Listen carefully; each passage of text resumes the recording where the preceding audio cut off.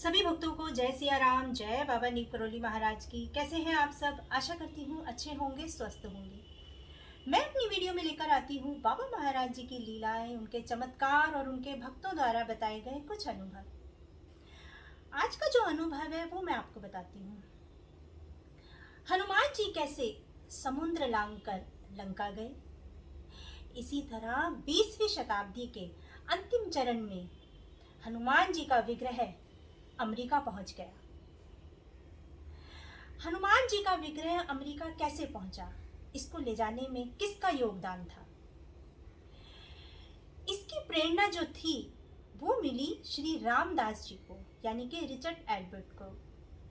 उन्होंने जयपुर से 1500 पाउंड के वजन की मूर्ति हनुमान जी की बनवाई और विमान द्वारा 1979 में अमेरिका पहुंची, जहां पर भक्तों द्वारा हनुमान जी के विग्रह का भव्य स्वागत किया गया।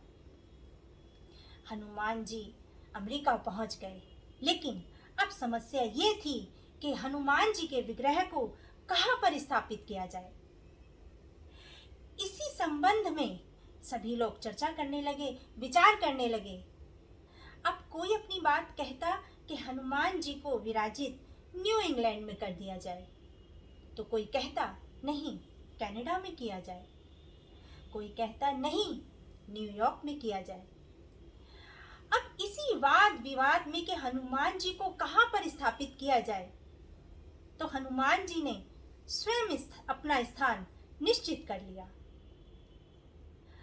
बाबा महाराज जी के एक अमेरिकी भक्त, जिनको बाबा महाराज जी ने नाम दिया था विष्णु, उन्होंने कहा कि हनुमान जी के विग्रह को मैं अपने घर में विराजित करूंगा। अब सभी लोग इस पर राजी हो गए। सभी कहने लगे कि ठीक है, विष्णु के घर हनुमान जी के विग्रह को स्थापित कर दिया जाएगा, तब तक जब तक कि हनुमान जी के लिए कोई जगह नहीं मिल जाती।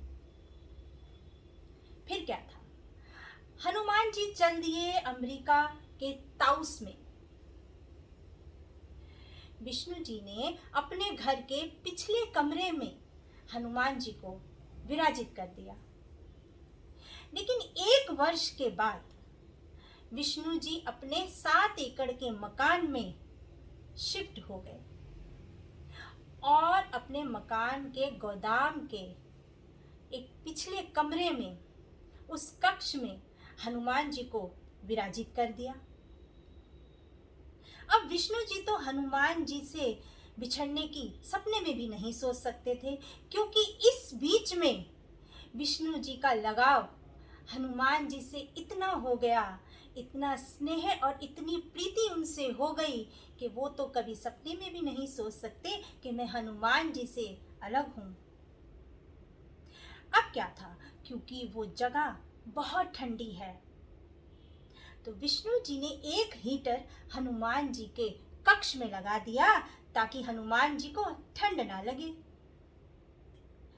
और विष्णु जी के स्वभाव में इतना बदलाव आ गया, इतना बदलाव आ गया कि वह कक्ष जिसमें हनुमान जी को विराजित किया था, वो इतना साफ सुथरा और इतना स्वच्छ रखते कि बस देखते ही बनता।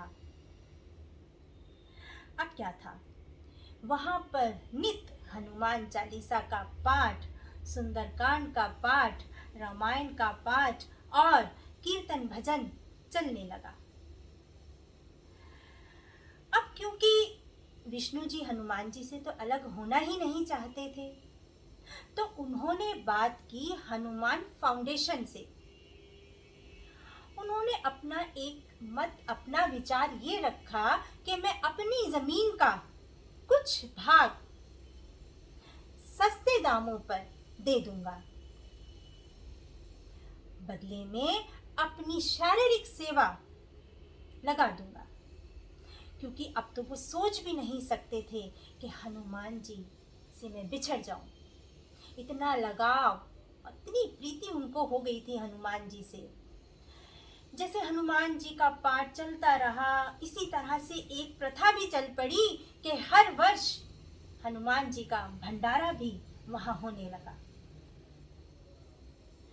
तो इस तरह से हनुमान जी अमेरिका के ताउस पहुंच गए। लेकिन कौन किसके कौन जरिया बना? श्री रामदास जी जरिया बने हनुमान जी को अमेरिका तक ले जाने की। इसीलिए देश में नहीं विदेश में भी हनुमान जी के, बाबा महाराज जी के लाखों भक्त हैं। ऐसे ही हनुमान जी और बाबा महाराज जी के भक्त बाबा जी से नहीं जुड़ते हैं। आज बाबा जी किसी भी परिचय के मोहताज नहीं है। पूरी दुनिया बाबा महाराज जी को जानती है। उनका गुणगान देश में ही नहीं विदेश में भी होता है।